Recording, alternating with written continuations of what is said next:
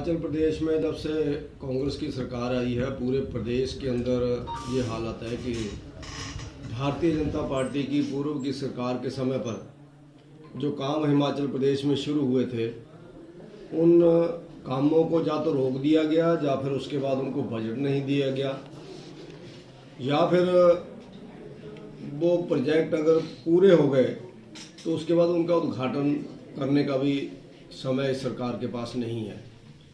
इसके अनेकों उदाहरण ऊना विधानसभा क्षेत्र के अंदर भी मिलते हैं। ऊना विधानसभा क्षेत्र के अंदर जयराम ठाकुर जी की गवर्नमेंट के समय पर मिनी स्टेडियम बनना शुरू हुआ था बडाला सीनियर सेकेंडरी स्कूल में, जो 1,41,58,000 रुपया जिसका एस्टीमेट था। भारतीय जनता पार्टी के समय पर उसमें 50 लाख रुपए आ गया था, लेकिन स्टेडियम का काम बीच में रोक दिया गया। और जब गांव के लोगों ने विरोध किया कि बचा हुआ पैसा जो 32 लाख है उसको क्यों नहीं लगाया जा रहा, क्योंकि बीजेपी के समय पर 18 लाख रुपए का काम हुआ था, 50 लाख जो आया था उसमें से, तो उस काम को शुरू किया। अब वो पैसा लगने के बाद फिर से काम रोक दिया गया, वहाँ पर कोई काम नहीं चल रहा है। इसी तरह से ऊना शहर के अंदर बॉयज स्कूल की बिल्डिंग, सीनियर सेकेंडरी स्कूल की बिल्डिंग बनाने के लिए भारतीय जनता पार्टी के समय पर 8,79,00,000 रुपया 8,79,80,000 रुपया उस समय हमने मंजूर करवाया था, जो ANDS उस समय हुई थी। और उसमें से 3,95,29,000 रुपया भारतीय जनता पार्टी के समय पर आ भी गया था। स्कूल की बिल्डिंग बन करके लगभग तैयार है, 5% काम वहाँ पर रहता है, लेकिन प्रदेश सरकार इसमें पैसा नहीं दे रही है, जिसके कारण स्कूल के बच्चे की क्लासेस 2 शिफ्ट में लग रही है, उनकी शिक्षा प्रभावित हो रही है।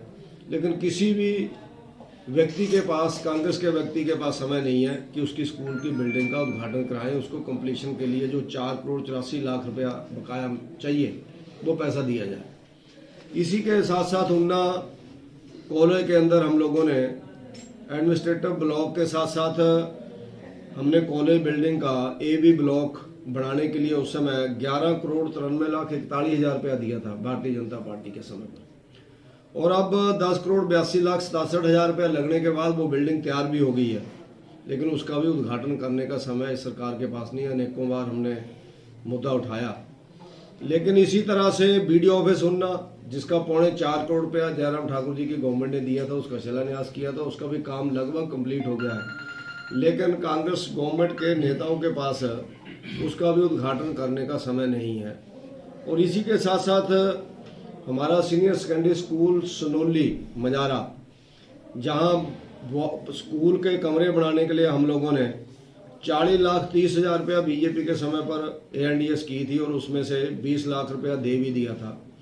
कमरे तैयार हो जाने थे आज तक, लेकिन उसके बाद दूसरी किस्त इस गवर्नमेंट ने पिछले 2.5 साल में नहीं दी, जिसके कारण कमरे रुके पड़े हैं और बच्चों की पढ़ाई प्रभावित हो रही है। और इसी तरह से हमारा जो तहसील ऑफिस की बिल्डिंग महतपुर, उसका हम लोगों ने उस समय 2,84,77,000 रुपया ऐसा एक एस्टीमेट बनाया था। ANDS हम लोगों ने उस समय 2022 में गवर्नमेंट को भेजी थी, लेकिन आज तक उसके ऊपर कोई भी आगे काम नहीं हुआ। वो फाइल वहीं अटकी पड़ी है, वहीं पर फाइल रुकी हुई है। और वहाँ पर तहसील ऑफिस के लिए जो जगह चयनित की थी, बिल्डिंग का एस्टीमेट हमने बनाया था, उसके ऊपर गवर्नमेंट ने कोई कार्रवाई आज तक नहीं की।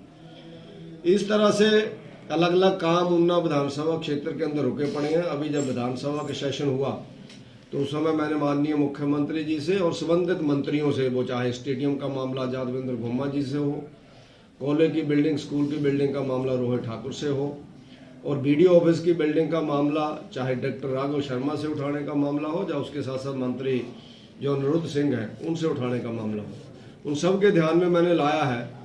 और मुझे उम्मीद है कि आने वाले समय में इन बिल्डिंग को कंप्लीट करके गवर्नमेंट जनता को समर्पित करेगी, बच्चों को स्कूलों कॉलेजों की बिल्डिंग समर्पित करेगी।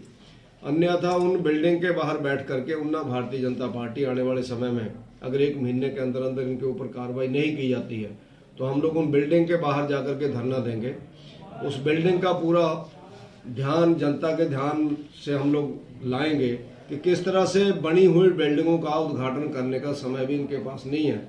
इनके नेताओं के पास भ्रष्टाचार के लिए समय है, इलीगल माइनिंग के लिए समय है, इनके पास जो 2 नंबर के लोग हैं उनको छुड़ाने के लिए समय है, लेकिन अपने विधानसभा क्षेत्र में या साथ लगते विधानसभा क्षेत्रों में कोई काम करने का समय नहीं है। मैंने विधानसभा के अंदर बोला भी है कि अगर मंत्री जी और मुख्यमंत्री जी नहीं आ सकते हैं, बल्कि तो मुख्यमंत्री जी को आना चाहिए। बड़ी बिल्डिंग्स हैं 14-14 करोड़ की, 8-8 करोड़ की, आपने बनानी तो नहीं है, बना दी गई है, उनको उद्घाटन तो कर दें।